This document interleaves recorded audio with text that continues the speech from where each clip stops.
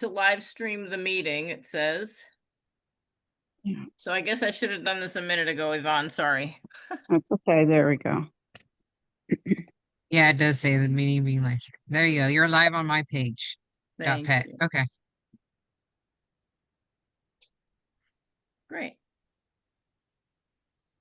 So welcome Okay. to our meeting. My name is Nikki Ikonomopoulos, and I'm here with Rebecca, and we'd like to bring attention and spotlight to the circumstances in Corpus and find some solutions for the animal welfare situation.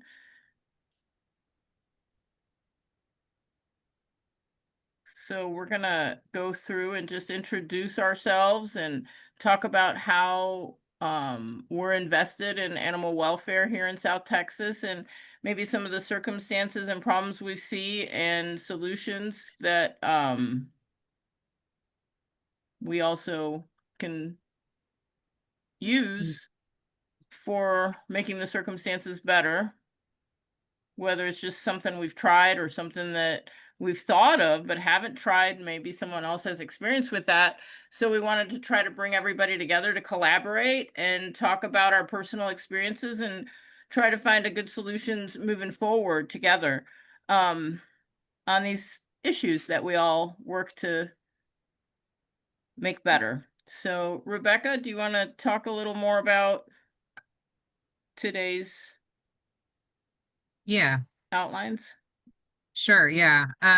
What we have up right now is just the agenda. So, brief overview, welcoming, because we want to keep it under an hour, depending on how many participants we get, if people show up. So, open is the 5 minutes, and then we're going to do the root cause roundtable. That's when the participants each get 3 to 5 minutes, and I'll time that on my phone, and then I'll have to just kind of like interrupt. Hey, it's been the 5 minute mark. Um, and when it's your time to talk, we're gonna do just, you don't have to give us your name, but give us the role: rescuer, shelter worker. Where do you work at in the animal welfare industry, or just a citizen that's, you believe animal welfare is important. And then go on into, what issues you personally see, what do you believe the causes those issues, and then what solutions you think would fix that, and then what impacts that solution would bring. And then, my role is going to just be, I'm going to clarify any questions as I'm going to be filling out the problem tree. And I'll show you guys that in a minute. And then we have the solutions exploration, which is just a 20-minute talk. So if somebody brings up a problem that they've seen, and someone might have multiple solutions for that. So we'll kind of grow onto that problem solutions tree as well. And talk about that. And then, that'd be pretty much it. Just, and then closing remarks. So I want to go over just a little bit for the memorandum of understanding, for these meetings, just no arguing, no rude remarks, no interrupting. We're going to respect all perspectives. We're critiquing systems and not people. So in this, it's use generalized terms. If, I wouldn't use anyone's particular name or anything like that. We don't want to slander or libel anybody. And then solutions have to all be legal. Issues don't have to all be legal, of course, because we have some illegal problems, but solutions need to be legal. If not, I'll just let you know, hey, that's illegal. That can't happen in the state of Texas, and we'll just have to move on. That's pretty much it. Just the brief overview of the MOU. It's all right here if you guys want to kind of go over it. Let me set up my timers too. Yeah, we have it on the screen here so you can see. Yeah. Okay. And let me go into the whiteboard. So show you guys a little bit on that.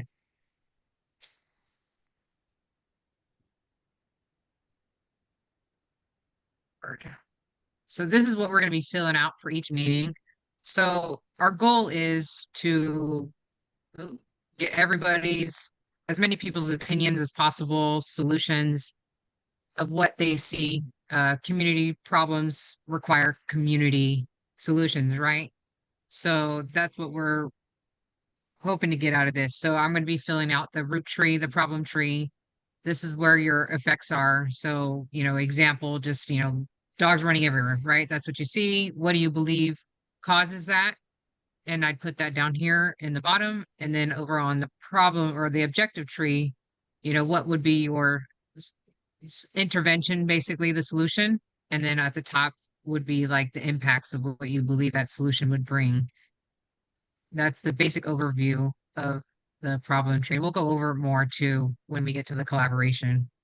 I think I want to say that's pretty much it. And then for participants that don't want to, speak, we also have an anonymous form on the Google Docs that's available on the MYPAGE.PET underneath the, what was it, Nikki? It's under partners. If you go to the ACE page, you'll see the form that you can fill out, and then we'll take that data. You can remain anonymous, and we'll take that data and insert it here so that we include your perspective as well in that information. If you're active in the rescue world here, and we'll provide the link on the Facebook page. But if you go to MyPage.PET and you click under partners, it's the first, or maybe the third one down. It says ACE Academy, and you'll go to that page and you'll see that form that we're talking about that you can fill out. Yeah. And I guess I could kind of go over the main objective is when we gather everybody's opinions throughout the community. The goal is to put a case study together at the end. Everything's anonymized, just to show us a big giant overview of the problems that we're all having, and what people are bringing to the table, what they're seeing. And so we can take it, it'll be published. So we can take it, giant list. So we could take it to any city leaders, anybody saying, hey, we had, 300 people talk about how walkability of the streets, affects their daily lives. We want to improve these things, and so on and so forth. So it will be accessible in the end to everybody. Everybody's solutions and issues will all come together. It won't, we'll have to make a giant list of that, of course. But that's the end game for these meetings as well. And as we develop this information and data comes through, then you can always find that published on that page. And like I said, we'll provide a link to that in the comments of this post at some point, or on the social media page. I'm not sure where you got the Zoom link from, but I'll also have it on my page. Rebecca will probably link to it as well on her ACE Training Academy page. And then if you just have any questions, please, reach out and let us know.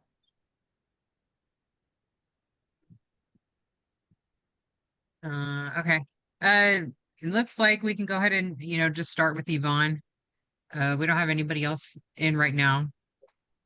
So Yvonne, if you'd like to go, I'm not going to put the timer on. Yeah. Okay. I'm Yvonne Caffey, and on the problem tree, of course, as we know, I think it's the abundance of strays we have, and the effects of that is these strays are getting pregnant and having puppies and getting dumped, and so I don't understand why it's almost as though the city is scared to enforce the law that they created. That's what I don't get, unless it's a financial thing. If they enforce that law and cite people, maybe it's, not cost effective for the city. I'm not sure.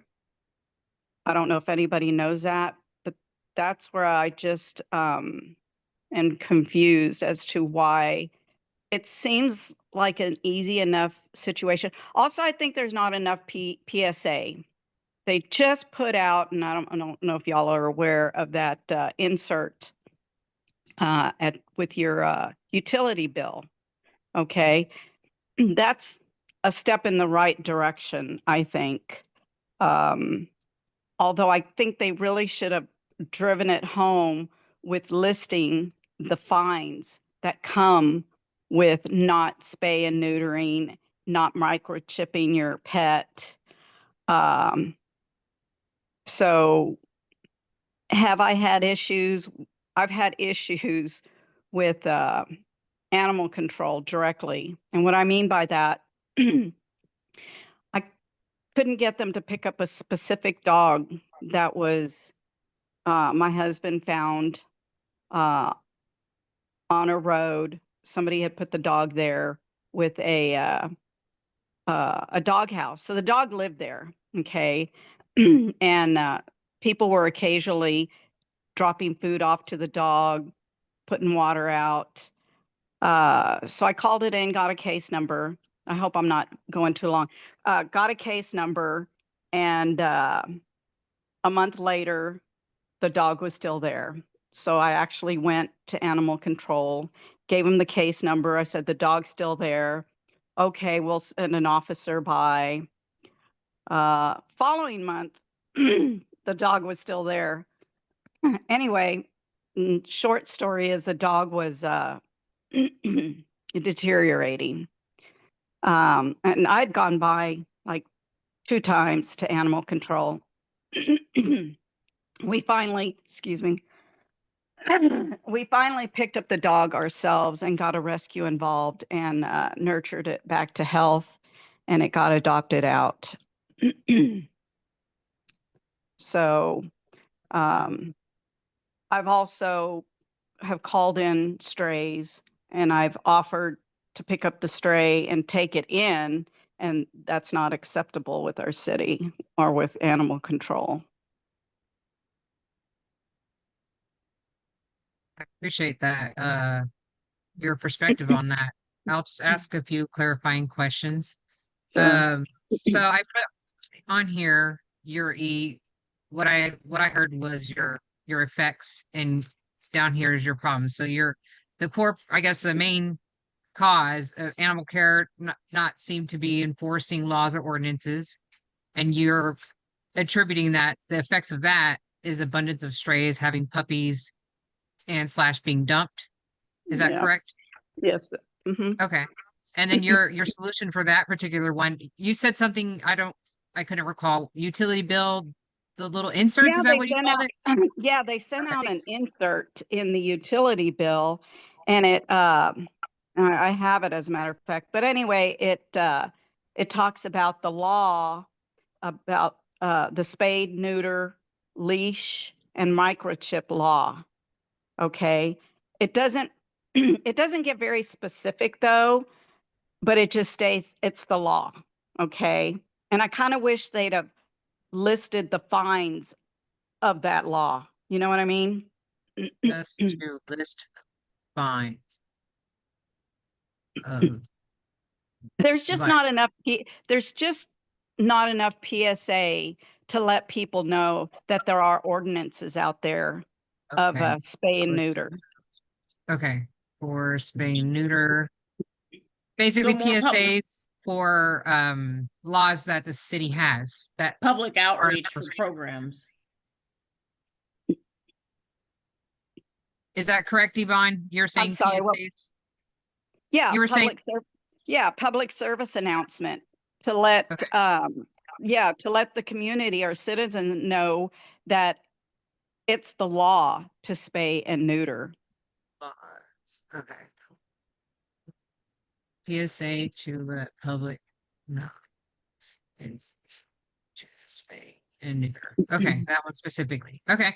And then what do you think would be the impact? So if they did do that PSA for that, specifically for the outreach for the laws and educating, what do you believe would be the impact of that? Well, I think it would kind of make the public understand and maybe put a scare in them, like, okay, if I don't fix my dog, then I'm going to get a fine. I'm going to catch a fine of $500 or whatever. So it's cheaper for me to to fix my dog than it is to pay for the fine. Okay. So create a public understanding of spay neuter importance. Absolutely. And that it's cheaper to have your dog fixed than to pay a fine.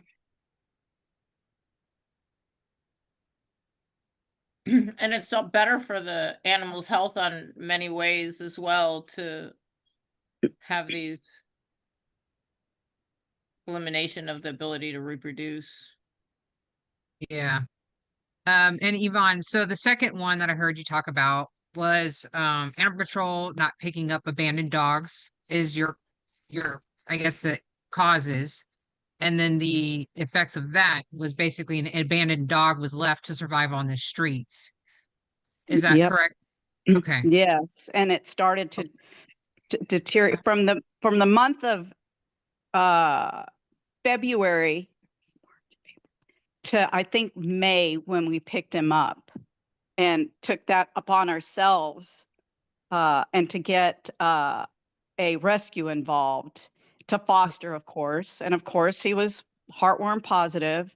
And so, you know, we have him for till the term, till he's healthy and be able to, you know, get his health cert to cross state lines.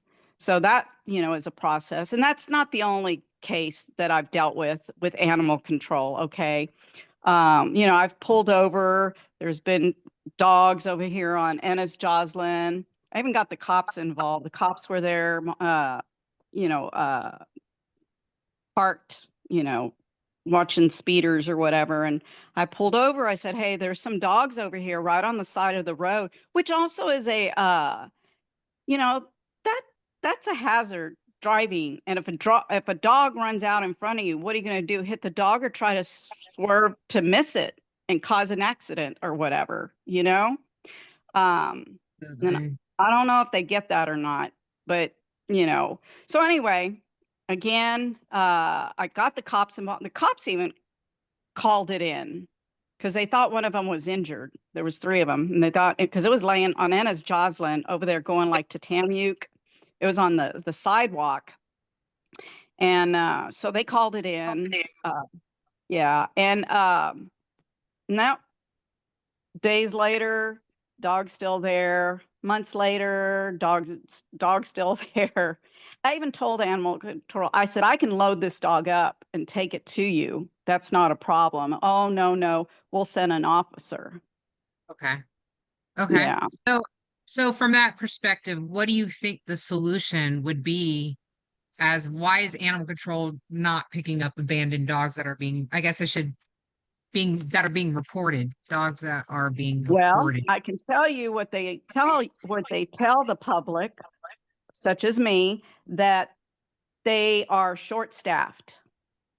Not enough staff, not enough officers, or I don't know what they call them, whatever, you know, they're short-staffed, they don't have enough employees, either one, to pick up these animals, or two, care for them. Because I can pick them all up and take them over there, you know what I mean? I don't have a problem with that. So they're not telling you, sorry, animal control short-staffed. So, but they're not telling you what they're short-staffed on. Is that what you said? They Just just say they're short-staffed. short-staffed.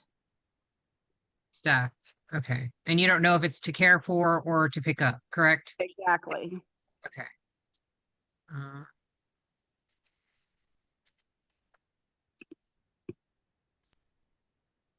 One other thing, again, I've had, you know, several situations with animal control, and this is let's see, how do I put this? Okay, I'll just put it this way. Okay, so there was dogs that I was very aware of that were not being fed. They were starving. They were in grass, probably 4 feet high. The water condition, they had uh, a cooler out there just dripping water, and the water at the bottom turned green, but that was those dogs' water, their drinking water. Okay. So I called it in, and animal control, what they did was they went over there and educated them. And that was it. The outcome to that was I got the owners to sign over the dogs. And I got a rescue involved. And of course, they were heartworm positive. So I had the dogs under my care for a long time. Okay.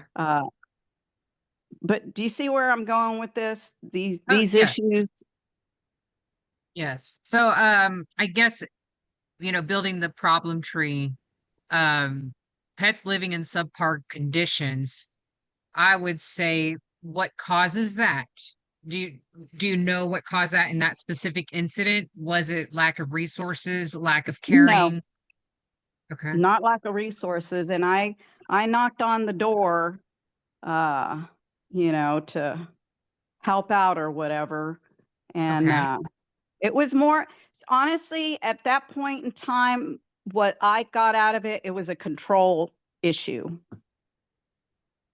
And you mean, and how, and I guess clarify that. What do you mean by control issue? The owner wanted control over, because they were, in quotes, his dogs. Okay. So maybe it was, I guess, a lack of understanding of what they needed to be living in, or do you think No, it was just not caring? Just no, it was just not caring. They were his okay. dogs, and he was gonna, I guess, treat them however he chose. Okay. But again, he did sign him, towards the end, he did sign him over. Okay. So, but did surrender. Eventually. Got a knock at my door, 8 o'clock at night. And And what do you, in your personal opinion, what do you think causes someone to not care about their pets' living conditions? I don't know. I'm not sure. I'm not a psychologist, so I can't Yeah. because of the fact how much I love my animals. It's hard to understand why a person has a pet and doesn't care for them. That I can't wrap my head around. Relinquish the pet. Don't get a pet. And what do you Uh, think would be the solution or the core solution for situations like that? And I know you said you reached out to animal control, yeah, but if there was a proper response from animal control, do you believe that would be the core solution for those types of cases? they should have. Uh, it was an animal cruelty case. What do they do with animal cruelty cases? Because it was, oh my gosh, I've got pictures and stuff, of course, of the conditions, the dogs, and all that. The vet bills. One of the dogs, we had to remove an eye. Um, so it was an animal cruelty case, and animal control didn't see it that way.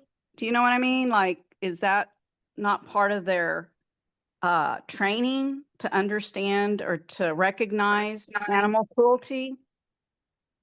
Um, so I guess I would have, in very, I guess we're not going to just necessarily discuss like each specific situation because we would need more, you know, someone like me, I would need to see the pictures that you're talking about, right? Oh, sure.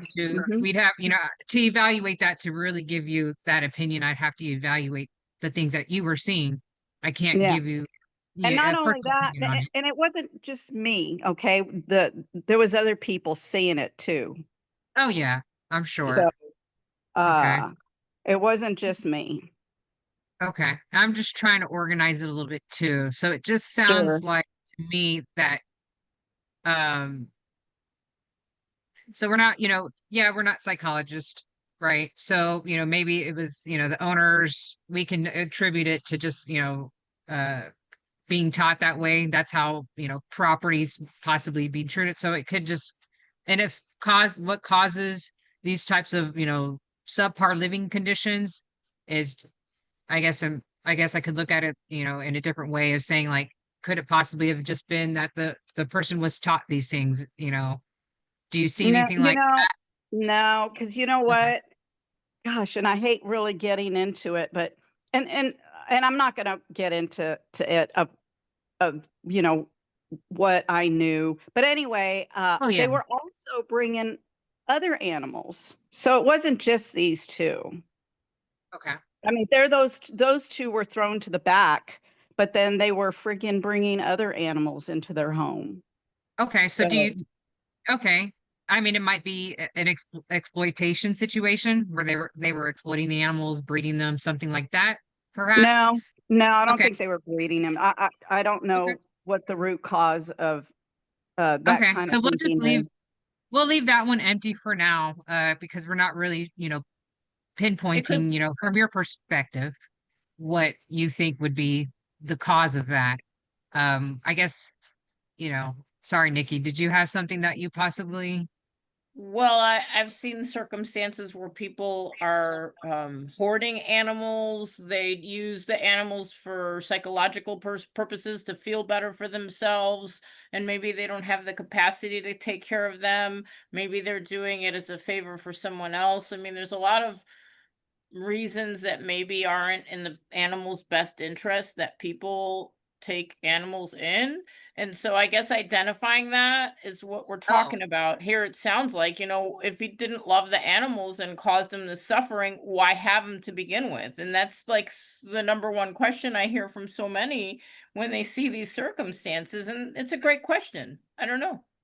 well, and actually, you point out something important that Yvonne did say. She did say that it seemed to be a control issue.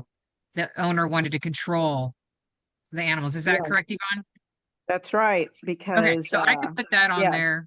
Owner wanted control of pets. So that's so I guess for that one, what would you believe would be the intervention needed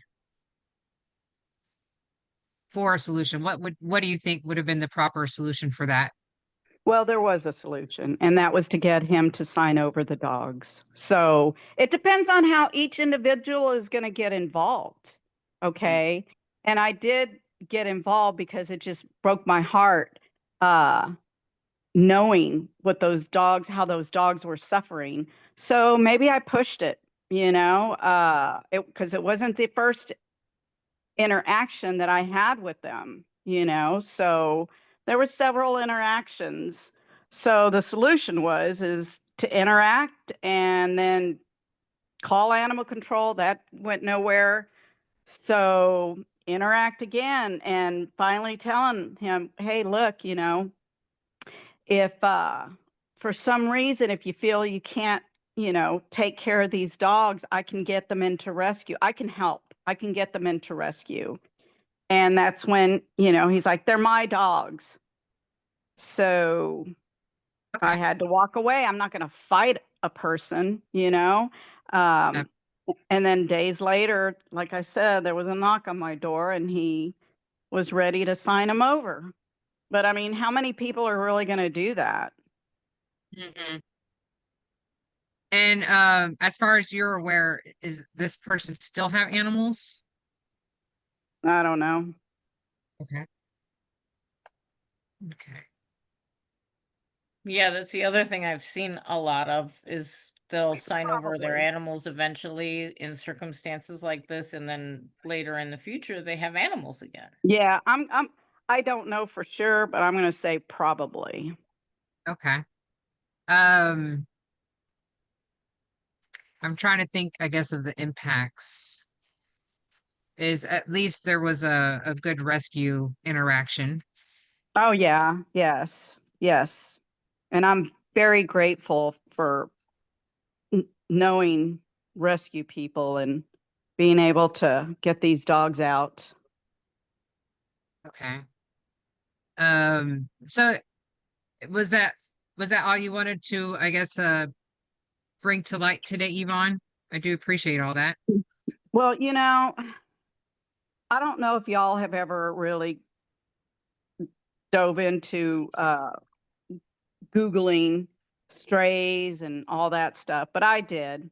And it's the internet, so take it for Mhm. what it is. But there's over 18 million people in the Netherlands, with a very minimal stray population.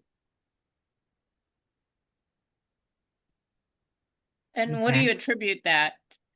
Well, How? when you look, yeah, when you look it up, you can dive into that and go on the internet and look at it.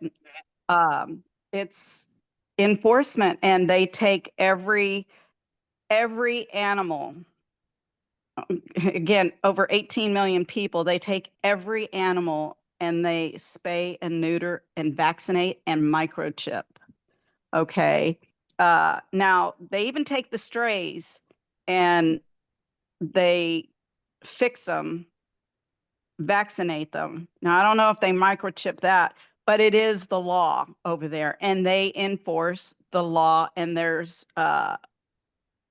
repercussions to breaking the law when it comes to animals over there. And they've got, apparently, I don't know anybody in the Netherlands, but if anybody did know anybody in the Netherlands, they could get it firsthand if that's facts. Maybe animal control over there, if anybody knew, and get information off of them and how they did it, if Yeah. in fact that's the case. But talking to them, apparently Switzerland is going that route, and very little stray pop. And you know what? Everybody always comes back with the same thing. Oh, it's because they freeze to death.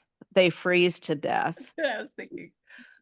Yeah. So that's what everybody says. But you know what? If they're enforcing the law, and if they are holding people accountable, and again, it's cheaper to fix it than to get the fine and have to pay it.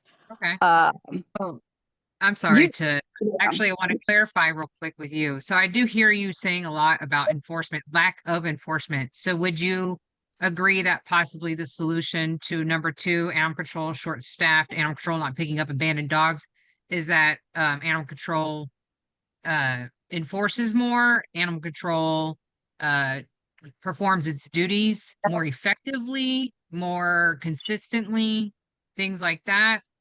Do you believe that would be a solution to what we yes, are seeing as a problem? yes. Okay. They need to make people aware of the citations um, that have been. I mean, how long have we had that ordinance? I don't know. How many years have we had that ordinance? And Which how one? many dogs? The spay and neuter. Well, I I mean, know that they have because I used to work at animal control in Corpus as an ACO. So I know when I was there, like I think it was like 7 years ago, 5 years ago, they passed the spay and neuter ordinance for if the animal's impounded, that they have to be spayed. I believe they've updated that if I'm not mistaken. yes, yes. Now Hmm. the general population has to spay and neuter and microchip, and that's part of the insert that we got on our utility bill. I went to a budget meeting recently, and I went up there and I asked them. It was funny how that happened. I went up there and asked them, "Do you have it in the budget to put out some PSA on your ordinance, on your law about spay and neutering and microchipping?" And one of the gals says, "Well, as a matter of fact, on your next utility bill, we will have an insert in there speaking on that." I'm like, yay. But they really need to drive it home, like I said, and list the fine fees and have more PSA, billboards. They need to speak to veterinarians and tell the veterinarians, okay, and this is just my opinion, Oh yeah, but that's what we're doing. We want to gather that okay. Then those communities' opinions. speak to all the veterinarians, or send them an email, send them a letter, whatever, and say, look, if somebody brings in a pet and it's not fixed, give them this card and let them know they're in violation of the ordinance and they have 30 days to get this animal fixed and microchipped, because microchipping is free. you know? And people aren't even doing that. And it's free. So, so give them that card and let them know. And I don't know if you can deny services if you bring the pet back again, if it's not fixed. That I don't know. That's where your laws and effects come into place, because I'm not sure. But yeah, you can have a voluntary task force, and that's another thing that the Netherlands do. They do have a animal control officer. I mean, policeman. Okay, I'm going to say that police, not just an, it's a police is what they're calling it, and they have, a vehicle with it says animal control police.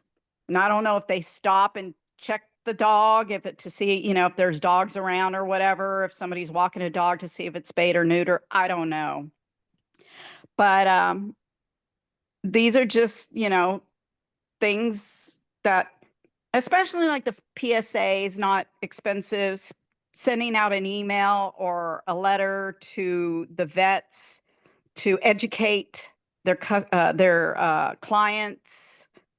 Possibly just like flyers at vet offices. Well, whatever, but these people have to know. I'm thinking a lot of people don't realize that it's an ordinance here in Corpus. Okay. And yeah, and one of the biggest things with these meetings is to kind of shine that light on what people are struggling with it within the communities in the coastal bend, not necessarily just Corpus, but everyone is That's right. invited.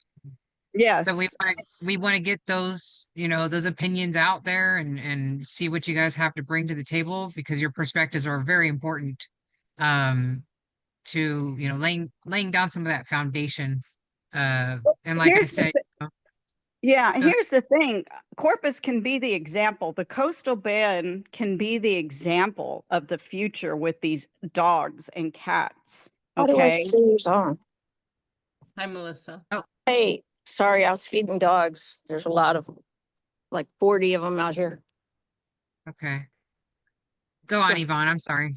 Yeah, no, I mean, it's just Corpus, our coastal bend, really, not just Corpus, the coastal bend could be the example of this process. Okay. And it would be a process, but it's very doable.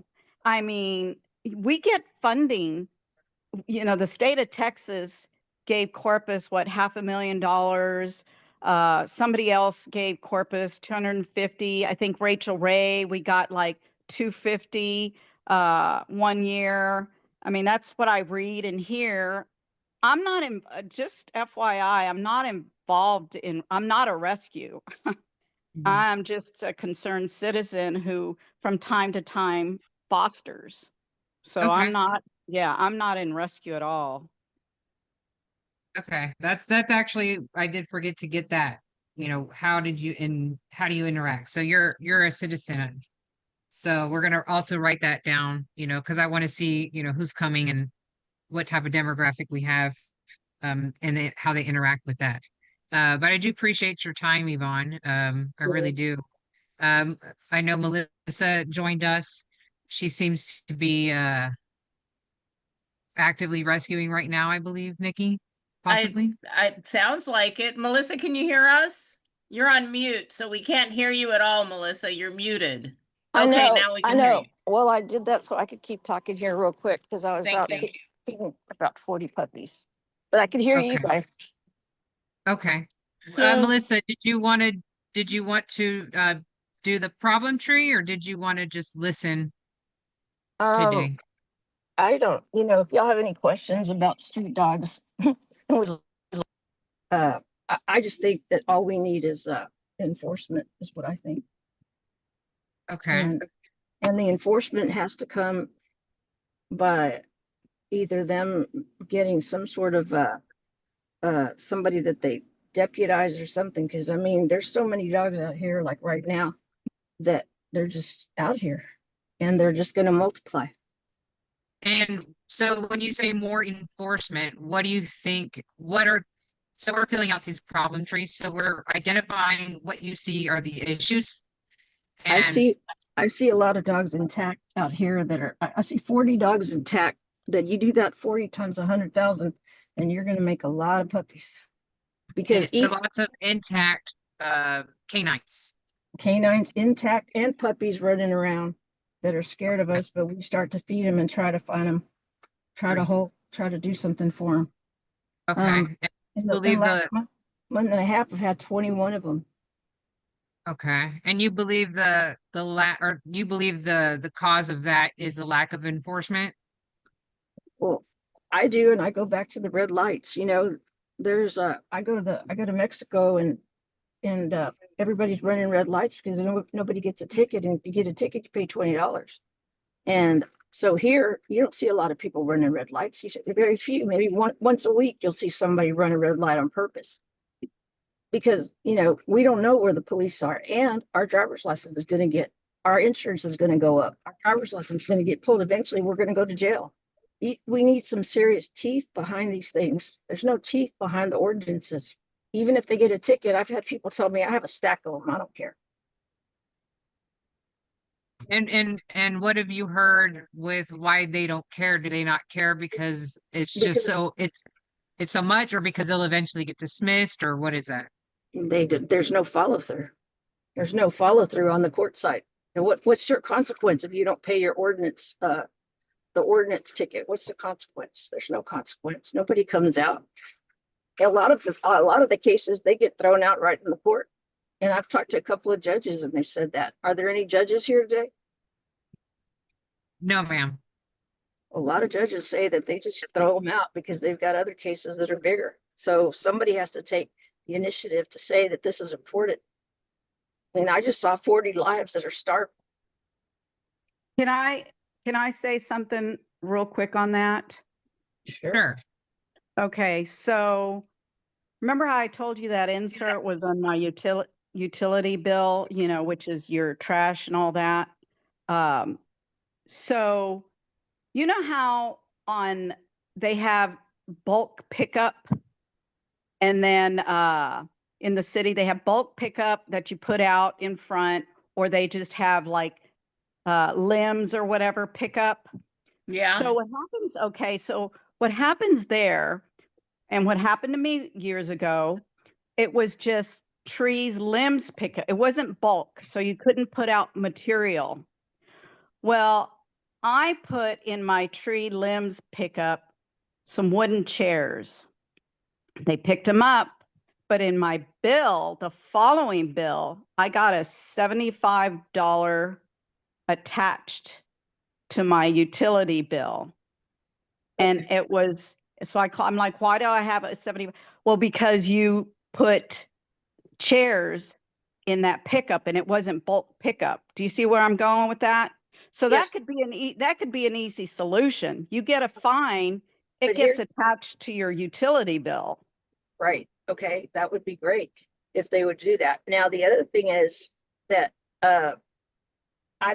you get that sometimes they say, well, we don't have enough people to do this. Well, I've had people go to every single recycle bin and give me a sticker. It's an attaboy sticker or it's a ugly sticker. If you get an ugly sticker, that's a $75 added to your bill. Recycling, I think it goes in the regular trash here by accident or on purpose. But the point is, recycling is more important than the lives of these animals. Because how can they go house to house and give me a sticker? They're going from house to house. Look at the water situation. They're all over the place, giving $500. You know how much? That's right. You know how much we asked to have them to give somebody a license to have puppies? We asked for 500, or I think maybe 250 was the minimum we wanted. They ended up at 50 because this guy named Gilbert something, one of the city council guys, said he wanted it to be $5. And then I had another city councilman say, well, what's a microchip? So if these people, they switch out every 2 years and they don't even know what a microchip is, or that we need to charge more than $5 for a license, I mean, it's despicable. The West Side. Sorry, Melissa, I want to clarify. So I think what you're saying is animals are deemed I guess, basically worthless in some of the eyes of the community. In the eyes of the people that make the decisions. Well, I've heard from people that animal control is underfunded, so animal care is underfunded in the city. And maybe that's what Melissa's pointing at. Maybe, Melissa, is that what you mean? Like we should No. fund animal care more? No, because what they'll do is they'll build more kennels, and even if they get as big as Spawn Hospital, I can fill it up. I'll fill it up fast. I'll just keep Yep. picking dogs, taking them there. They have to enforce the things that took us forever. And I'm not one of these people. There are people like Linda Jabot. There's people out there that have worked for years and years. I've maybe worked for the last 7 years. People work for 20 years to get the ordinance passed, spay and neuter. It must be there. Just like the rabies shot. You used to have a rabies shot. Now it's not a big deal. And a lot of these dogs are unvetted, completely unvetted. Okay. So I have you're, a- so, can- I'm sorry. So what Can I I ask a have to question? put that down. Sure, Lindsay. Why Okay. can't, like when it comes to these unpaid fines, when it comes to the animals, why can't the city implement like denial of vehicle registration? Okay. That's state though, right? No, because they're two different entities. And that's another thing. Animal control is its own entity as of 2 years ago. Before it was part of neighborhood improvement, and it was part of the police department, and now it's its own entity. Mhm. So it should be able to get more money, but we need more money for more Oh. officers, and not officers that are willing to stop and just park their car. We need people. If it was part of the police department again, would they be able to like basically come up with ordinances with the city Mhm. itself, like partnered with the You don't- tax you don't- assessors? That would have to be a decision, but you wouldn't want it to be partnered with anybody, because then what it gets is the leftovers of the money that the police department didn't Yeah. want. You get Yeah. the leftovers. That it's like eating food that's 10 days old. Yeah. Oh, you We mean for want- funding? Well, I Yes. guess what Lindsay's trying to say is she's trying to attach a financial penalty to people who get who don't, ordinance enforcement with a financial penalty. And what element of their Like- everyday lives can the financial penalty Yeah. be attached to so that they don't just throw it on Hit the 'em. shelf and forget about it? Hit them Well, where it hurts. If it was up Yeah. to me, it'd You be know? That's their, what Yvonne's saying if it too. was up to me, it'd be their driver's license, because you need that. Mhm. Yeah. I think Melissa, you're pointing out a very important thing is that the leaders perhaps don't necessarily respect the animal welfare in the community is what I'm hearing. That's for sure. And if that's the case, then what would be the solution to that? Well, they would have to listen to us, but they don't listen to us because they've got other things on their mind. We can't line their pockets, or what could we do? So, like advocacy, electing people that specifically, run on a platform of better welfare, things like that, possibly. Yes. The other problem that we have, I know these things are all negative, but this is really bad, is that like 60% of this population is under the poverty level. They're under. If you look at our statistics, I mean, I think it's 60 to 70% are under 50,000. Those people, they're feeding their kids, they're putting clothes on their back, and they have a dog because they bought it as a toy for their kids. I see it all the time. I get my little girl a dog for her birthday. On the third day, they already throw it out. The day it pees on the floor, the day it eats a shoe. I've seen 6-week-old puppies out in the front yard, 4-week-old puppies. So the economy plays a role if people are living in, poverty conditions and they're But not even making they- enough to sustain So- themselves. So even they need water, So yeah, if you put it on their water bill, they give a shit about their water bill because they need water. Oh, They okay, care. that's interesting. So They by care about punishing, I'm thinking that by punishing people financially, we might exacerbate the problem rather than provide solutions. People seem to be getting punished left and right financially, let alone how difficult the economy is already. So, maybe if the city implemented programs that would assist people or reward them for doing the right thing, Well, one of my ideas was to tell people, look, we're giving away dog food, and then tell them, look, they're good. I've told people this before.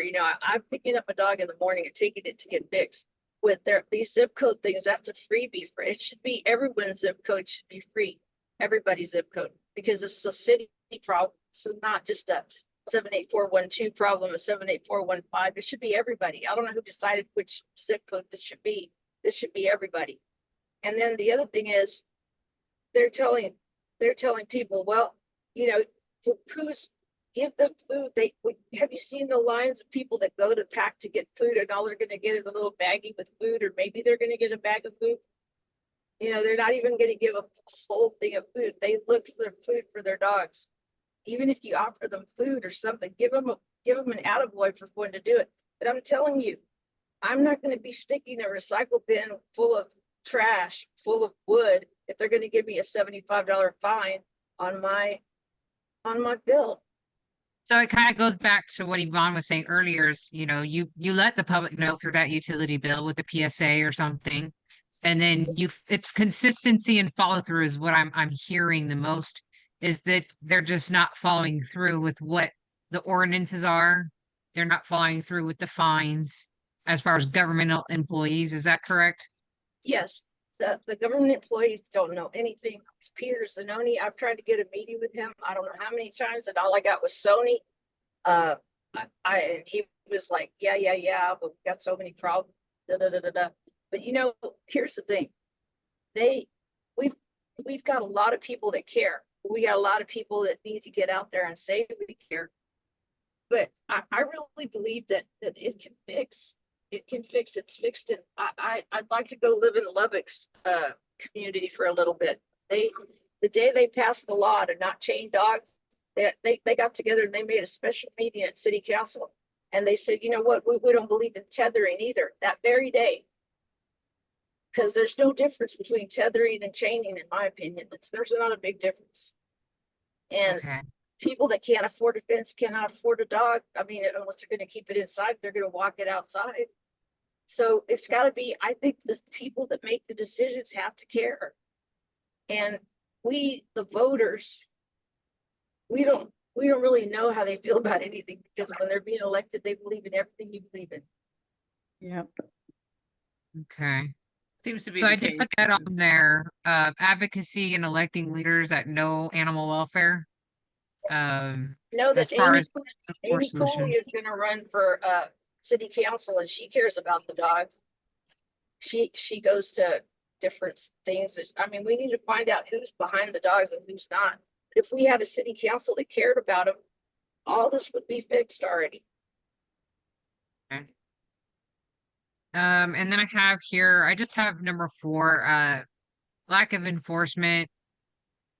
So that was the main, cause. Effects of that is just you basically stated lots of intact canines on the street, and then you said that intervention would be more enforcement. No teeth behind the tickets, lack of follow through in the courts. And you believe the impact of that, less violations? Yeah, well, I think they need to put the violations out there, and they give them a chance to fix it. Okay, if they fix it and they come, it's not that bad, Nikki, because if you get a violation, you get a chance to fix it. If it's like for no chip or no spay and neuter, they give you 30 days. And I was going to say this, and I forgot to say it, but on Facebook, there's a place where people say, oh, I want a free puppy, and suddenly got 50 people. I got some, I got some, I got some, I got some. I called Animal Control, and I said, Animal Control, do you have anybody in charge of Facebook? And they said, yeah, we do, but they're in charge of, posting stuff.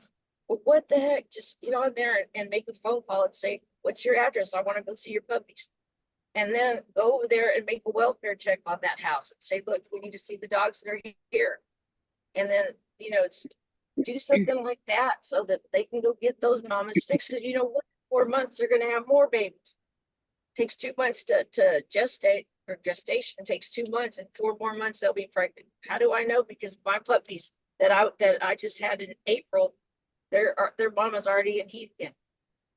Mm-hmm.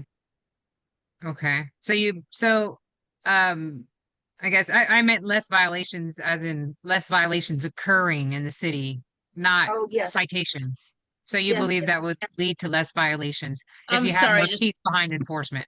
I just want to clarify really quick, Melissa, because people can hear us on social media and maybe not everybody knows who you are and what you're dealing with. Because you talk about this mama that's pregnant again. She's not your dog. She's a stray that No. you're helping on the streets. Could you just clarify for people who are listening a little bit more what you were just talking about real quick so we could all understand?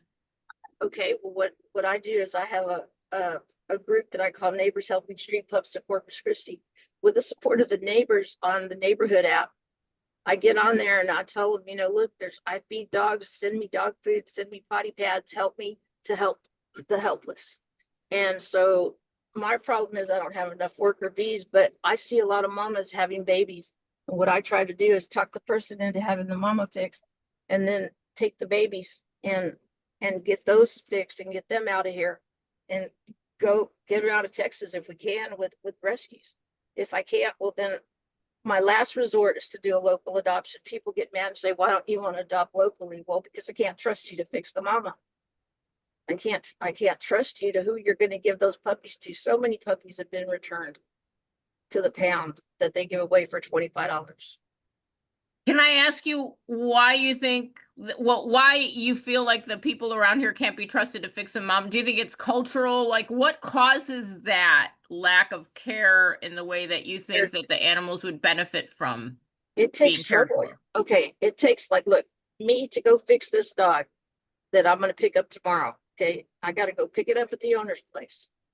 I put it in the back of my car, get up at 6 in the morning, be there by 8, take the dog, wait for it, comes back, take it back to the lady, because they won't go do it because it's not anything that's going to cost them anything. But when they have to go set up the water, if they had to go to City Hall to do it, I guarantee you they'd call an Uber to get there.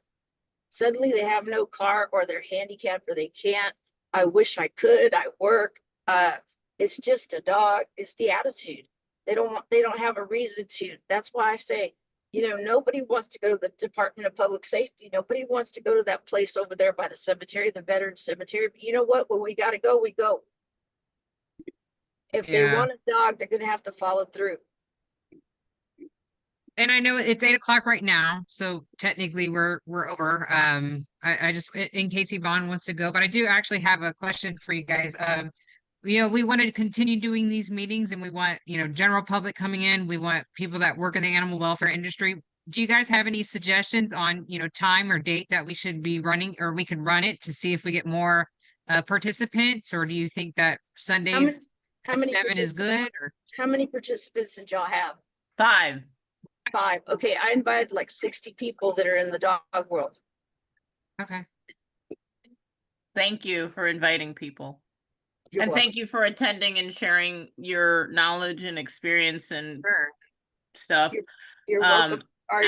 This hour really flew by and there were only 5 of us. I don't mind extending so you can clarify anything, Rebecca. I'm not in a huge hurry, so if you want to continue, Oh. we don't have to cut it right this second, but I No, just I was wanted just- to let you know to Yeah. go ahead. I just wanted to know before, in case Yvonne wanted to leave or anybody. No, I just wanted to, no, I'm Okay. good. I find Okay. this interesting. I do have a question. Where is this all going though? Like so this, that's yeah. I kind of in the beginning I kind of explained it. So we're gathering everybody's what they see with their own eyes. Everybody, the solution comes from the community. The solution is in the community is what I believe personally. And so when we gather that information, we gather what you guys are seeing, we gather why you think you're seeing these problems, what solutions you believe would fix the problems that you see and what the impacts of that would be. So we gather all that data. So we're going to just write it all down like I have here on this problem tree and the solutions tree.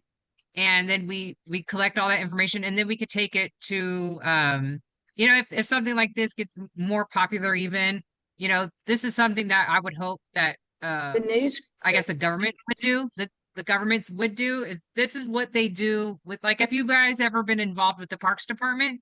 No. Okay. Yvonne or Melissa? No. No. So when they create a master plan, with the city, a lot of departments do this. What they do is they do the stakeholder meetings and they'll meet with the public and they'll ask the public, what do you guys want? What do you guys see? What do you guys think?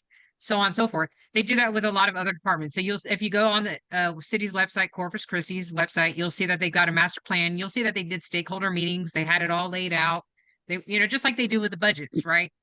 So, with us, because we're not really getting that with animal care services in this coastal bend community, we're not having any government animal control agency interacting with the public in this manner. So we're going to go ahead and start doing it ourselves.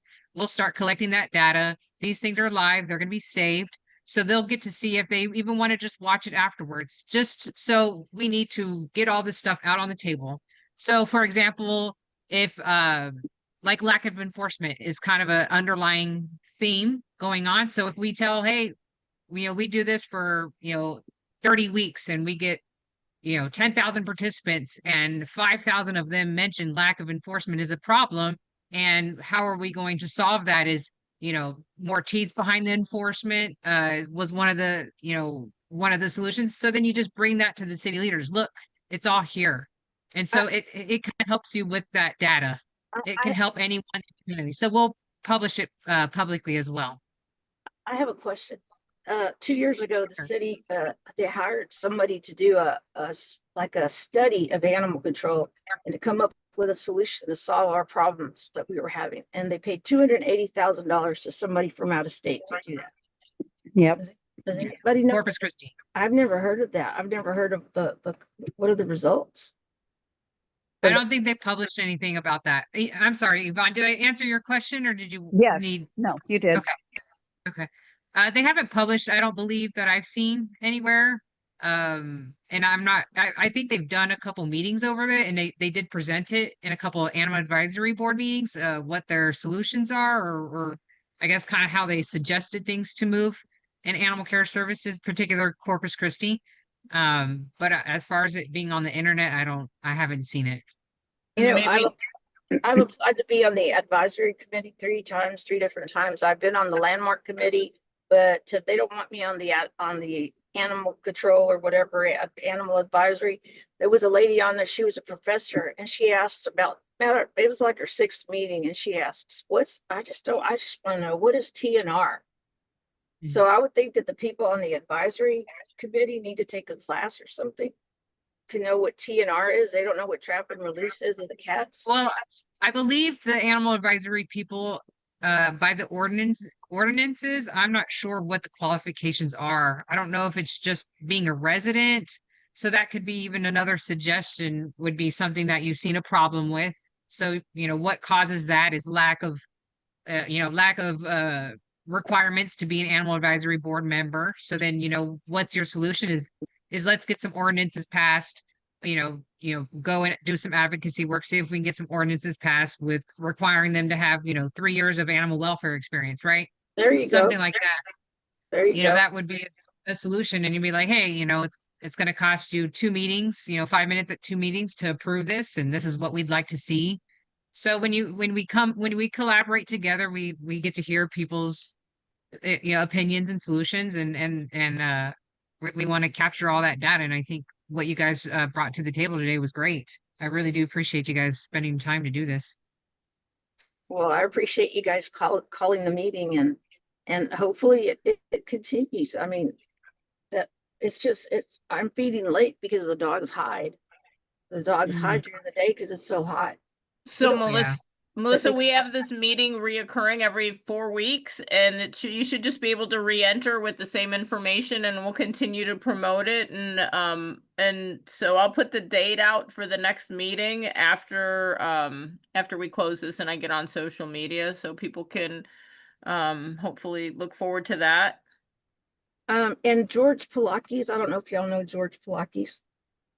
He's the one that owns VIX. I'm not familiar. He talked to somebody about putting that little thing in the water bill, and they told him to take a couple of months to do it, and he did do it. They got that little excerpt in there that talks about animal control. I think that's the first time they've ever really reached out to the public to let them know. And I know for a fact that this spay and neuter thing with Star and with Pee-wee's, them giving out vouchers and stuff. I know that's working because I mean, I go there all the time and there's always people there. At least people are showing up. It's not, 2 or 3. It's a lot of people in line, at least 20. I mean, That's good. it's moving along, but slow. Well, solutions are what we're trying to achieve through these conversations. So if you have solutions to any of these issues that you face that you see so close up every day, please consider itemizing them so that we can make sure that they're included.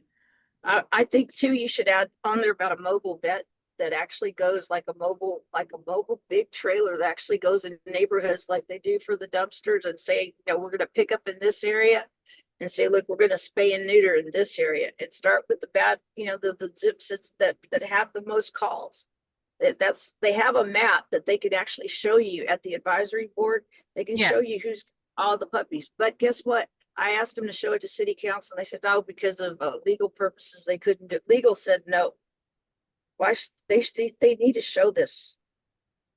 I'm So- sorry, I'm confused. What is the map that you're referring to? Every time they make a phone call into animal control and you say, okay, well, I got this problem at 7412, I got this problem at 78414. They've actually got like 3,000 calls a month coming in. And it'll tell you exactly where these problems are at, where are the dogs being, where's the problem. But I asked to show that map at city council so the city council could get an idea of what kind of problem we have because they're clueless. They Okay. are clueless. So Did you you get think the- city council, I'm sorry, Rebecca, go ahead. Oh no, Melissa, did you get that map? Were you able to get access to it? No, I was not able to get access because legal said no. Legal, which is the guy that sits next to Peter Zanoni, said he could not produce that map for the city. It could not go out public, Huh. which is ridiculous, I think. I think they should be able to do that because the Did- public needs to know. Okay. And so I guess I'm not familiar with it. I know that I'm familiar with the districts. So they in Corpus in particular, they separate out the areas according to districts. And I think they did it now to council districts. Before it was like PD districts, but now they've updated it to council so they can, so each council member knows what area, their area has a higher, call volume for animal violations and whatnot, right? So they can kind of, do it through that manner. But I'm not sure what map, I guess they It were was producing on the back end of that. they produced it at the advisory board meeting, and they showed on there like how many calls came in. It was like it was lit up. It was like highlighted in bright colors, and it would show like, okay, this area had this many calls, this area had this many calls. It's, they just like had it mapped out in the city, and you could tell where the people were calling that there was stray dogs, that there was Well, I do know that I guess they probably just produced it. They probably don't have it automated from the system that they use. So the system they use is called Chameleon, and that's the system that the officers will use. Everybody in the shelter will use as well. So when you get a call in, it would go to those district boxes. So you can tell, okay, District 1 had, 300 calls today. District 2 had 500 calls today. So they probably just gathered that data and then made a little map of it to present it at an advisory board. So maybe that's why he couldn't produce the actual map again. Because when you do an open records request, they don't have to produce documents. They just have to give you the documents that already are producible, right? Without someone creating it. So maybe you could even just ask like how many calls the districts get. The other thing I would recommend is for them to pay animal officers more money because nobody wants to do it. It's dangerous. It's dangerous to go knock at somebody's house and tell them that, hey, here, we want to do a welfare check. And by the way, we're going to give you some citations, and the neighborhoods where they're going to go show up are not, that holy. Yeah. I know that the last one I saw was they were paying them 17 an hour. I think the last, what do you call it? Job post. But I could get $17 an hour baking making cookies at HEB, and that's not dangerous. Yeah, so I would tend to agree with that. You know, more pay, a livable wage, especially with the danger um part of the job as well. So I did write that down in here as far as solutions. I'm just writing a little side one for you guys. The mobile spay and neuter, you know, so the district, I think that would be district numbers. So you would be interested in district statistics for animal welfare? Yeah, for sure. Okay. And that way we could work with that one council member and say, look, when we go up there and talk, and then that's another thing, we need to show up. And I know a lot of people can't because they're working, and they try to, the city council is done during the week. And city council meeting, I think, is every other Tuesday or every one Tuesday, 2 or 3 Tuesdays a month or something. But the point is that people are working, and they've kind of worked it in where you can go during your lunchtime or you can go at 5, but you only get like 1 minute after 5 because everybody wants to go home. So, I mean, we need to Right. show, we need to show up because not enough people show up. And the media, we need to get the media involved too, because media will get us somewhere. I made a suggestion to Debbie Hammond. She wrote some songs about animal control, about animal rescue. And she sings, I think she sings the songs. I don't know if y'all have seen that. And I can Yeah, send them. I have. Yeah. Okay. Well, right now the city is on it. We're on the national map right now because we don't have water. Button. And Should be in the and bottom. another thing we have is we have an animal control problem. I don't know what number in the city in the United States that we're at, but we're in the top 10. Yes. We're number 1 for the state. It's on. Well, I could tell you too right now, when they first started separating out the corpus by districts according to council, District 2 was the highest call volume and District 3 was the second highest. When they had me working there as animal control officer, they gave me the job title district officer for District 2 to go in and work with that district specifically and the people in that district to get the violations cleaned up. So you can go online and look at the police map. I believe they pull it up somewhere on the city's website. So District 2 and District 3 were the highest call volumes when I was there. I don't know if that's changed, but I think that's generally the what do you call it? The population is just higher, more dense in those areas. Mhm. So it kind of would make sense that it's the ones that has the highest call volume. Well, shouldn't that be posted, like say on social media sites, all the call volume, the district that has the most call volumes, or just how many animals are being picked up or not being called in?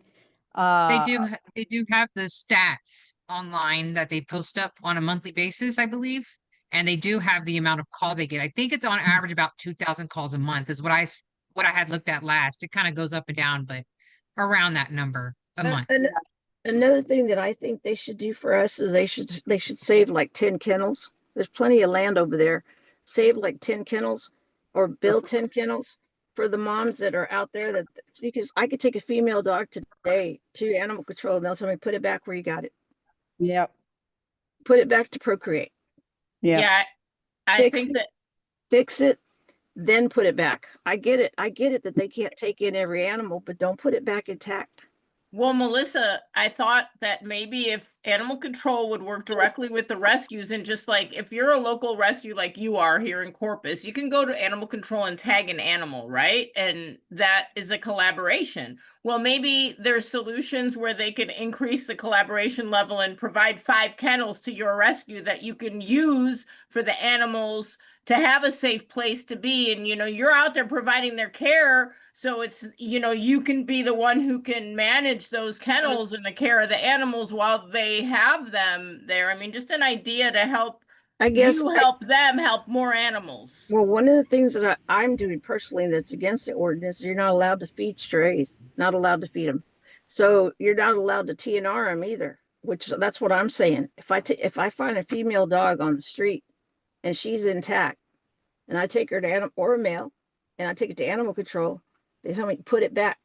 Well, that's not in their in their policy that doesn't, because they break their side of the rules. Because their side of the rules say if a citizen walks in with a dog, that I can't believe there's a book that says go put it back where you found it. We even tried to have them take a dangerous animal and they didn't. That was years ago. So hopefully that's changed. But I mean, we had other prices. Today, you could go in there and say, I've got a dog. I just found it. They will say, put it back. Yeah, I where you-" don't know that there's like a law about any of that because I do know that animal control, the only animals that they have to technically impound or deal with are rabies and cruelty, neglect And I type do of know they're situations, and of course like death and stuff. they're picking up injured animals for sure. Mhm. No, Yeah. So I think that that's limited on that end with impounding, but for when there's very two, multiple when there, reasons. when there's two on an airline, they'll take the one that got hit by a car and they'll leave the other one. But when it gets hit by a car, then they'll go get it. Is emaciated considered an injury? Because there's so many emaciated dogs that are out there. I mean, It'd be No. cruelty, neglect, not necessarily like I guess it would be labeled sick because it's underweight, right? So it would be a sick animal, which is supposed to be responded to just as much as like an injured animal. Hmm. So, That's good to know. well, yeah, if it's underweight, it's sick, right? If you're underweight, you're probably sick, right? Something's going on. Right. But yeah, so I know there's not necessarily laws for that is one of the most frustrating things, I've seen. Personally, even as an ACO, is just we couldn't pick up every animal. I would get frustrated because I was told no, I couldn't pick up this animal when it was desperately needing to be picked up. I assessed it as it needs to go, and I couldn't even impound due But to space. is there a way though that we could tell them, look, we need the 5 kennels that I'm asking for is for us to TNR the dog. We're bringing it in. You don't have space for it. Let us at least fix it, and then we'll put it back. Give it a rabies shot and take it back. And then the rescue could monitor those dogs that we brought in. I'm not sure. Yeah, that's something that, something like, collaborative. So, one of the bigger issues that I'm hearing overall is lack of collaboration from the government with the stakeholders. Right. So I'm hoping stuff like this just foundationally will show anyone that's watching it live, down the road now, today, down the road. I'm hoping that will show that, hey, we can have structured conversations around our problems and it's not too scary. And, it doesn't have to blow up into a huge thing because there's a lot of, I guess, not constructive, conversations that happen between groups, right? So, we're hoping for that collaboration. We all do. And, we understand the frustrations behind all of it when there's a lack of collaboration, especially when we're funding that government entity, especially government entities. But, I we have to really get feel there. I really feel like animal control is people gripe and complain so much about animal control, and I really don't feel like it's just them. It's not their problem. They don't have enough. They don't have the resources. Lack of resources, definitely I could put that in here too, because I agree with that observation. I think As far as animal control. I Yeah. was going to say, I think it's systemic too. I think there's responsibility on the side of the citizens. If Yes. we just took care of what was in front of our doors, that would be very helpful instead of turning our Yes. cheek the other way at a starving, emaciated animal or even a healthy looking animal that's loose. Step up, be the change you want to see around you. So I've put that out there. We're 400,000 people in the Oasis, county area. In our area, we're almost 400,000, a population of 400,000. Don't tell me that there's 400,000 dogs out there loose. I mean, everybody should be doing their part, but that would be something that we'd have to change. I do notice that on Nextdoor, that's a good place to reach people because Nextdoor, it was originally made for us to let people know, like if there was a robbery or if there was a danger or something. But all there Right. is found, dog found, dog found, dog Yeah. found. They're Mhm. starting to find out It's like it's hitting them in the head like a rock. Well, why are there so many stray dogs? What's going on? It's like they're oblivious to it. And you know what? I lived in the oblivious world at one time. I know exactly what it's like to not know if there's dogs out there that are in need. Because when you're working and you've got 5 kids and you're the single mom, you don't know what's going on. You have no clue. You're clueless. Yeah, and that's another big reason why we're having this live, and hopefully people will share it on their Facebooks after it goes live. Nikki, it should save, right, on Facebook? Um, live videos save for like 40 days, and then I think that there's a setting that I can toggle that will keep it up. So I'll test it, but what we can do Okay. is download the video to our Yeah, local device. I correct. think you and I as hosts should be able to, and then maybe republish it on YouTube or something so that it's always accessible in case Facebook deletes it. I can see Okay. about that, but at least for 40 Yeah. days it'll be on Facebook. I can So see that's about what we're changing. hoping too. Yeah, just so people share it, so then they see it and they become more aware of the problems that we're all dealing with, you know, coming from, you know, thousands of community members, not just 1 or 2 people here and there, you know. So that's also another one of the goals. So on So- both sides, I've heard more people being involved and education, knowledge. So our city leaders maybe gain some more knowledge, the community stepping up and being involved, more resources for animal control and more people in animal control and new tasks assigned for officers to enforce and actual enforcements. So just a little quick overview.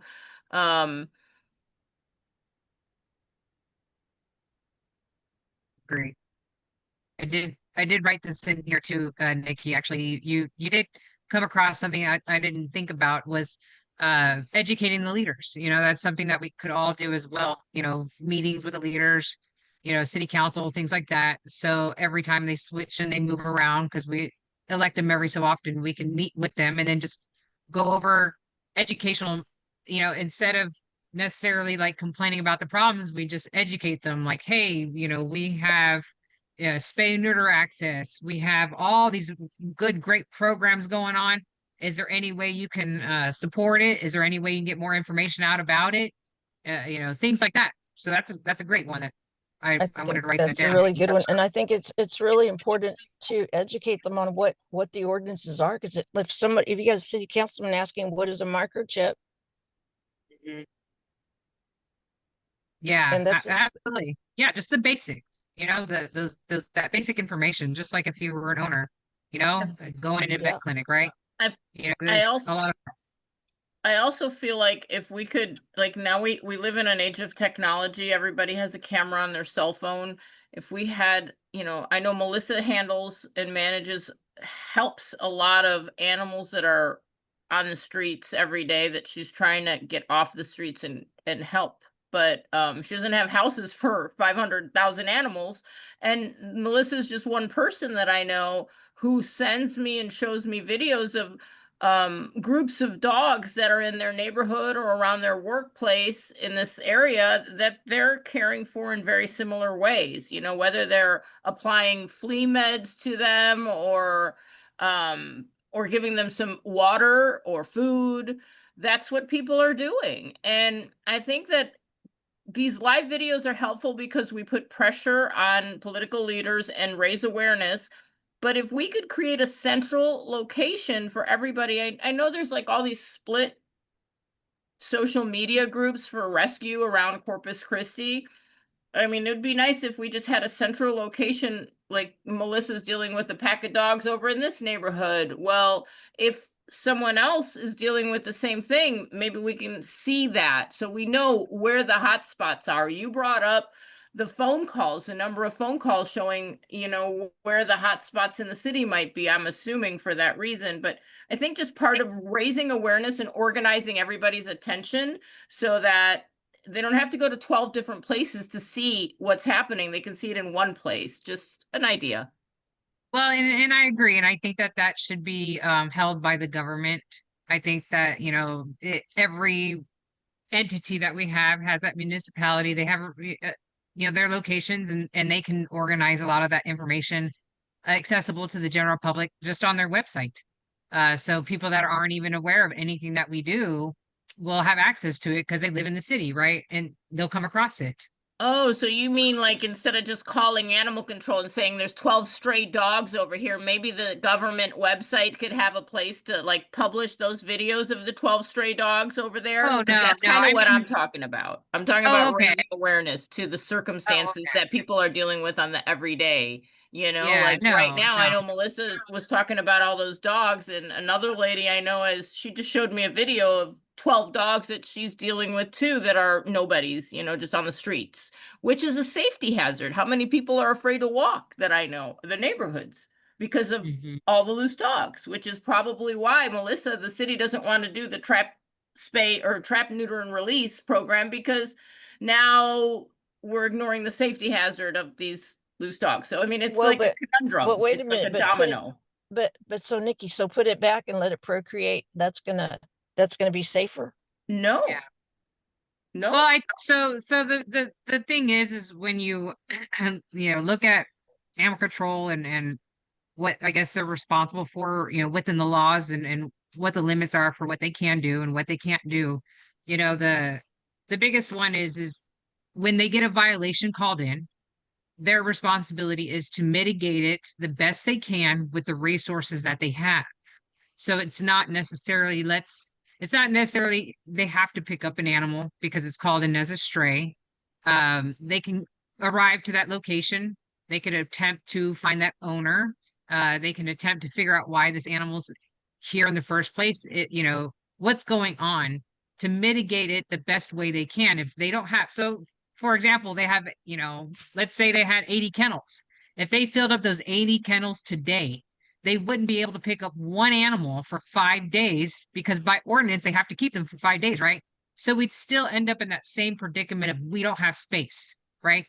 So the best way to go about it is you respond to those violations, and their responsibility is to mitigate it the best they can with the resources that they have. Let's find the owner. Let's get it home. Let's find out what's going on. There's multiple times where I went out into the field and it was an animal that just didn't belong there, call it in or whatever. And, I'm like, okay, what's going on? I scan it, microchip. Oh, okay. I didn't even think you'd have a microchip. So I'm like, oh, I'm returning you home just through the microchip. So how many animals are being called in that have microchips? But no one's really responding and scanning that animal, possibly, right? I don't know. But those are things that I'm kind of putting out there. The solution to every animal that's roaming is not necessarily just impound. It's also accountability, finding where the animal is. I came across one time I had a call, a whole bunch of cats in the neighborhood. I'm like, well, that's kind of a strange call. So I just drove around and I saw a cat and I was like, well, let me check out this cat. It really, really was extra sweet, came running up to me. And I'm like, that's strange. Most cats don't run right up to you. And the lady that was there was, I could tell she was feeding her and she's like, oh, it's just a stray cat that showed up. And I was like, oh, okay, like a couple weeks ago or something. And she's like, yeah. And I've been feeding her because I feel bad, but I can't keep her. So I scanned her. Sure enough, she was adopted from a Houston rescue and abandoned here in Corpus. They must have moved and left the dog or the cat behind. So I connected her with the rescue, and a couple days later, the rescue texts me on my work cell phone. Hey, we got the cat. Thank you so much for helping us. Blah blah blah. One and done. Right? No impound. A great outcome. And the animal got where it needed to be, and this lady didn't have to take on that extra expense that she didn't need. Right? So there's a million ways you can resolve that these animals running around the streets. And some of them have owners, most of them do, some of them don't. The ones that really don't have an owner, they do have to be picked up. If they truly are abandoned, they should be picked up. But if they have owners, we should be locating those owners. I've found so many so many owners just from the dog. Like I had one dog that I couldn't figure out where it lived, but I knew it was on a routine, and early in the morning it was running around on a routine, healthy, good BCS score, didn't have fleas or ticks, didn't look like it was injured. So I saw it one day. I couldn't figure out where it lived because it just jetted through the neighborhood too quickly for me to follow. So the next morning around the same time, I'm like, you're going to be here and I'm going to find your owner. Sure enough, the next morning I'm in that same area. I find the dog. It didn't get spooked that day. I follow it, find its owner, and I spoke with the owner and I corrected the violation, So it's not even necessarily being solved that day. But that's the most important thing that animal controls should be doing, is that their biggest responsibility to that is just mitigate it with the best they can.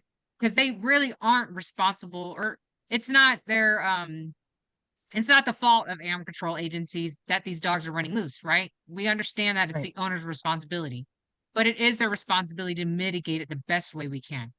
And there's multiple solutions out there for that. But I just wanted to clarify that is everybody's scared of like, oh, I got to pick up. And I'm like, you don't have to pick up. There's so many things you can do as an ACO to just figure out what's going on and let's solve the violations and let's get people in compliance. And it doesn't have to be with, hardcore enforcement sometimes. It doesn't have to be with any of that. Sometimes it's just my dog got out and I don't know where it's at and I'm trying to find it, simple things, mistakes happen every day too, we're Yeah. not none of us are perfect, especially if we got like a Houdini. Dogs are Well, really good at escaping. does animal control officers keep a scanner in their vehicle? That way, if they come up to a dog, they can scan it to see if it's chipped and find the owner When I was there, we were issued individual microchip scanners. Yes. that you So carried in your were vehicle. really good. Well, we carried it on us because we had to charge it. So if you Yeah. left in the vehicle, it would just die from the heat. So Mhm. you wouldn't leave certain things that were sensitive, like cameras, work cell phones, things like that. You wouldn't want to leave in the truck. So you would take those things with you when you leave for the day, and put it inside your locker or take it home to charge it, whatever, right? But yeah, when I was working there, we did have issues with getting enough scanners sometimes. So, sometimes we didn't have scanners for every officer. So, equipment So disappears, this is right? Melissa, and I have a bottle baby inside. I've got a camera on it, and it's screaming its head off. So I'm going to get down Sure. and feed her. All right, we're probably going to end this soon too, Melissa. Thanks for joining us. We did go over a little bit. Yeah, I appreciate and it. I appreciate you bringing the hopefully we'll meeting see together, you and at I'll the next hope to one. join you guys next time. All Thanks right. so much. Bye-bye. Thank you. One last thing before I Sure. get off of this. Sure. Yeah. Fosters save lives. Okay. Fostering, yes, absolutely. Yes, If absolutely. there was a kind of a foster program, that someone can come up with, that's a big deal also, because there's so many rescues that do want to save these lives, but they'll take the dog, they'll take these abandoned dogs, but there's not enough fosters. Yeah. Yeah, That's foster definitely a wheels. That's struggle. where that kind of a program. So that's a solution. And that's the other thing that we didn't really talk about. I feel like we talked a lot about the challenges faced by the community and animal control officers and stuff, but rescues have a lot of challenges too. And, that'd be another subject maybe during the next discussion that we can do, I think, bring up. Definitely. Sure. I'm gonna write it down here on interventions. So foster programs for rescues, or more fosters for rescues. Yeah. See, and there's Or really no fosters. foster program. There's just people who foster. You know what I mean? There's no actual program. I don't know if there could be some program created. I've Yeah, I think it's developed actually working on something. yeah, I'm working on something called Foster Wheels so that people can sign up to be fosters. Like, so each animal gets a foster wheel, or each animal's on their own foster wheel, and say that 5 people commit to 7 days, then that animal now has 35 days covered of foster care, and it doesn't have to be 7-day cycles. It can Right. be 30-day cycles or what have Sure. you. But Sure. that way multiple people are on one animal, and I'll send you the details, and then maybe I can put it up here. Let me see if I can just put it on the screen Yeah, real quick Yvonne, so you can it's see. more of a program that helps fosters organize, or rescues organize their fosters. I'm sorry. So Yes. I've seen it. It's a really great idea. I love the concept of it. It's Well, more so and for I say that rescuers. because, yeah, when I fostered, if it's a heartworm positive, I've got Mhm. that dog for 9 months. I've had a dog for a year. And then it got to the point where I'd step up to foster and I'm like, okay, 30 days, or I'm going to give you 45 days. Okay. So that's what I was doing with the rescue that I foster for. I'm like 45 days. And they're like, okay, we'll take it. They'll take anything. Yeah, But absolutely. Yeah.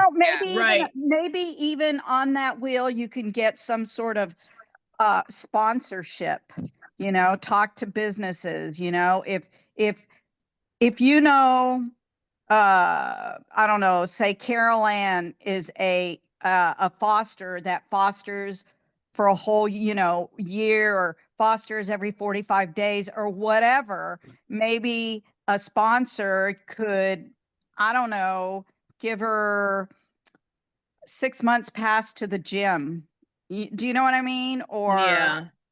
Yeah. something of that nature, or Rewards. a manicure pedicure, because she fostered for 6 months. We should create a reward system. Rebecca, how do you put an image in this? I think I'd have to just undo this. I think we're done with the trees. We can't just I mean, overlap an image over the top of it, you don't think? Can we, I want to save this, what you have, though. I don't want to lose that. yeah, I'm going to screenshot it right now, so it's going to be saved, What? so we can see. And then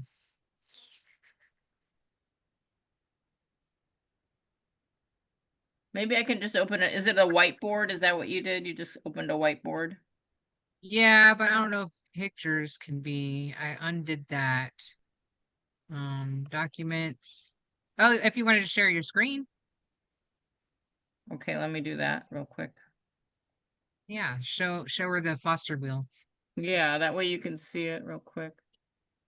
I like the reward system though. That's kind of cool.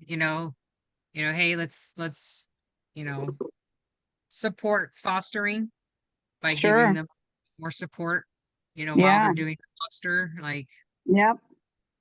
yeah, I like that idea. Let me just Because it's really, the foster, the rescue pays for every darn thing. So, and I try to tell people, especially the older, the retired people, if you want to move, if you want to start moving, foster a dog. It doesn't have to be long term. It could be a 30-day foster, and you're going to take that dog and walk it around the block, and that's going to get you to moving. That Oh, needs to yeah. be, thrown out there to that generation of retirees that want some form of exercise, or maybe they're a little lonely, or whatever. If you want a companion, and you have to start off short term, maybe even 2 weeks, and then 30 days, or you give them the option. You put the plan out there. Here's a 2 weeks foster, 3-week foster, 6 months foster, whatever. Yeah. Okay. There it So is. this is, can you see the Okay. screen, Yvonne? Yeah, I can. Okay, so this is Yeah. an overview, right? Yeah. So basically each pet has its own wheel. The people who are fostering that animal are all part of the same wheel so that they can communicate in a same chat, so that they can share the animal's disposition, behavior. There's a calendar attached to it so that, people I know who work in foster or in rescues, they're bombarded by phone calls from people left, right, and Yes. up and down. So Yes. one rescue might have 30 fosters calling them all day and all night. And these people who run these rescues, they have jobs, they have families, they're already overextended, and it's Yep. exhausting. So this should expedite that, because now everybody that's on that animal's care can communicate with each other, answer questions. The animal's care can be put on the wheel. So the animal was taken into foster care January 1st. It's going to need its first set of vaccines on this day. It's going to be dewormed on this day. This is when the second set, whatever care that animal individually needs, can be put into the wheel, and the ticker at the bottom shows the date, right? So there's 9 days in foster or whatever, in foster care, and 12 days until this vaccine's due, or whatever the care is, because as the animal might be in this foster home today, in 3 weeks or a month, it might be in a different foster home. So I think if we all come together and we work in a system similar to this, we can help more animals and take the pressure off the people who are running these rescues, and maybe just make change in a better way. Streamlining. I think Streamline, yeah. streamlining and getting things more efficient for the rescuers. I think that's a great idea. I love Well, it. there's like I put the dates on there. You see the dates where this volunteer will have it on this day, and their contact information can be part of it so everybody can get a hold of each other. And if there's an emergency, someone can be taken off the wheel, a new person can be added. You can see all the details about the animal. I mean, I try to give a little sample overview of this, and I'm in the process of developing it, but it's costly, and I'm trying to, make all these things happen at one time. So I'm just doing it as fast as I can in whichever way that I can. But until the app itself gets finished developing, though, I mean, we could run the system Sure. and keep track of it manually, and while the rest of it gets developed. This is why I created this overview. So I'm happy to So talk I will, about that yeah, at any time. I will say this too, because this is all volunteer based. Maybe add on there a volunteer section for if you decide, yeah, you're going to foster. Let's say you get the dog for 7 days, and you're like, okay, I like this dog. I'll go ahead and bump it up to a couple of months or whatever. Oh, But absolutely. but I'm going to take vacation because I've run into this problem. And then I've got to contact the rescue. I'm like, hey, I'm going on a week's vacation. Do you have anybody that I can drop the dog off with?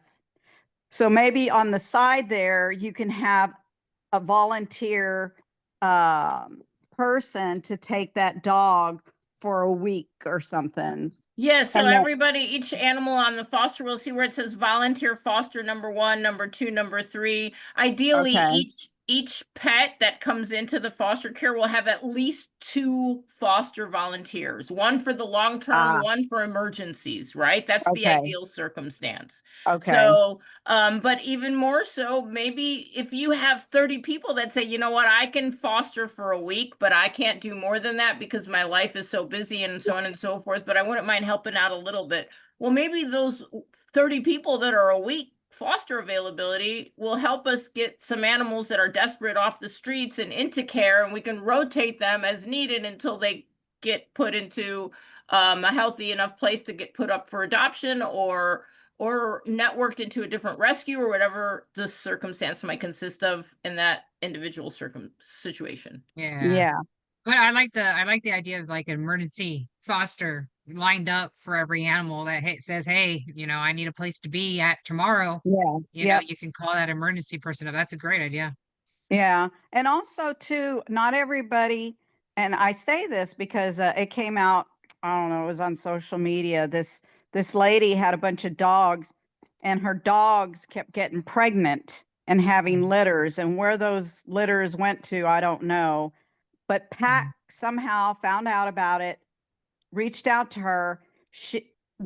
The thing was, what was written up was that she didn't have a vehicle to take the dog in because she fell into the category of free spay and neuter. Okay. But she didn't have a vehicle. She didn't know how to get there. So, and kind of what Melissa was talking about, but create a a volunteer pickup, some sort of hotline or Great idea. people's name and number. I don't have a vehicle. Can you pick up my dog? It needs to be fixed. That's a That's a really good service. idea. Yeah, service. A volunteer. Basically, it's a stray or spay and neuter volunteer task force. And I've even met people that can't even get their dogs to the vet for medical care because they don't have a vehicle. And See, they now just that know. would be something for the city. Maybe they can add that's a great idea. Yeah, that's a great transportation assistance type things. Yes. Yes. Yeah. Yeah. A lot of people do fall in that category, unfortunately, because we Well, live in the more- demographics. I mean, we were talking about the demographics, how that falls. But okay, look, Yeah. there has to be where there is no excuses anymore. Okay. Everybody has a phone. Okay. Even that demographic has a phone. So all they have to do is pick up the phone and make a phone call. 1, to get the free spay and neuter. 2, to get the animal to the spay and neuter, or Yeah. whatever. Well, I think that's a great suggestion too. I think that incentivizing people to spay and neuter and educating them about the benefits of spay and neuter, there are health benefits as well. And then providing them resources to help make it happen for and I those think who might need it. I think the rescue community and animal care services that they've tried and they're utilizing their resources, that's for sure. They're moving and shaking. A lot of things are happening out there in our region, in the coastal bend region, and that's great, and so what you're pointing out is little gaps that haven't been closed yet. And we need to try to figure out a way or suggest or whatever how to close those little gaps, and improve things like foster wheels, to improve and streamline that system and make management systems for these rescuers. So I think it's a great one. I did write that one down too, for transportation gaps. That's a big Well, a one. lot of these shelters too seem to work in the foster world too. It's not just the rescues, but a lot of the freestanding shelters like Animal Control, don't they have their own set of fosters or no? I Is it believe just they they have a work with foster. rescues? I think they have a foster program, and I think somebody you there does like run it, like the live release team that also Yeah. reaches out to rescues to get animals tagged. I think they do have a foster coordinator. I'm not sure if it's active. I'm not really sure, but I know that was one of the things that they try to work on. But lack of resources will kind of shift a lot of those things as well, real quick. So really quick, because I know we're over time. Yvonne, you brought up another subject about people having a difficulty to take their animal to get to a hospital because of transportation, lack of transportation. That's also part of the problem for people getting that stray animals to be scanned for a microchip. Sometimes either the animal's too big to get in their car, or they don't have a transportation to take to an animal hospital where they can get it scanned. So with the MyPage.PET now, you can have any QR code. Once you can create a pet profile for your animal that lets people know who that animal is. You can search for microchip number and it'll call up that pet profile. You can put the animal's disposition, known commands, their medical records, where their vet is in case somebody finds them, what to do with them, to help ease the transition for the animal as well as the person finding them. And anybody with a smartphone can scan the QR code and open that page as well, because now they have a web page dedicated to them. So you can print up the QR code at home and laminate it and put it around your pet's collar or order a tag. There's just so much opportunity to help stray animals more simply using the devices at hand with the QR code. The microchip is great too, but it requires somebody driving that animal to a hospital. Most people Or having a don't microchip carry scanner. around a microchip scanner, Yeah. so Yeah. Yeah, and I think, you're right. We get rid of those excuses and we will begin to narrow down Yes. the people that are just really not going to comply. And people will begin to see more and more. It will highlight it more and more. Who's just not wanting to take care of their animals when we have all these resources. We already have Right. so many in Corpus in particular. Now, the outer regions, there's still a lot of gaps to cover, which a lot of these rescuers or rescue organizations are attempting to close, which is great. But yeah, get rid of those excuses. But we definitely, we'll still have people out of compliance. That's never gonna not go away, but it's it'll make it easier, so you're not dealing with just people that are just lack of resources. You'll be actually dealing with people that are intentionally violating those what we had all agreed upon to how we take care of our animals, right? Ordinances, right? and But I maybe do we as appreciate a you guys. community can help animal control deal with those circumstances more effectively somehow. I don't know. I mean, you were in that industry for longer and I guess that's what you're doing too, is trying to provide resources for animal control and animal control officers to be more effective. So any suggestions on what the community can do to help get that process expedited would be another thing I'd like to hear more of. Yeah, yeah. General advocacy, just advocating for more sources for the departments. They really do need more resources, wherever their gaps are at, and things like that. That's a big one, and every individual and every citizen that's interested in it, that advocacy work, finding out what's going on, finding out what they're struggling with, finding out what they need, and telling the leaders, hey, animal control, they need more officers, they need more this, they need more whatever, and letting their people know that that's what we're needing, right? Support. The citizens and the rescuers want this thing to get better. We need to support them the best we can. We may not always see eye to eye, but we can still support what they're doing because we know we need enforcement. We know we need these basic things: rabies control, enforcement. Injured animals need a place to go. We need that that the net to catch the ones that are falling through the system, right? Falling through the cracks in the community. So, but I think it'd be a good place to stop. It's already almost 9. This is great. So I do appreciate you, Yvonne, showing up, and Melissa Certainly. too. All Very right, good. guys. All right. Well, hopefully we'll see you in a couple of weeks. Thanks again, Yvonne. I appreciate right. it. Talk to All you right. later. Have a great day. Bye. Thanks Have a good everyone night. for joining us. Night.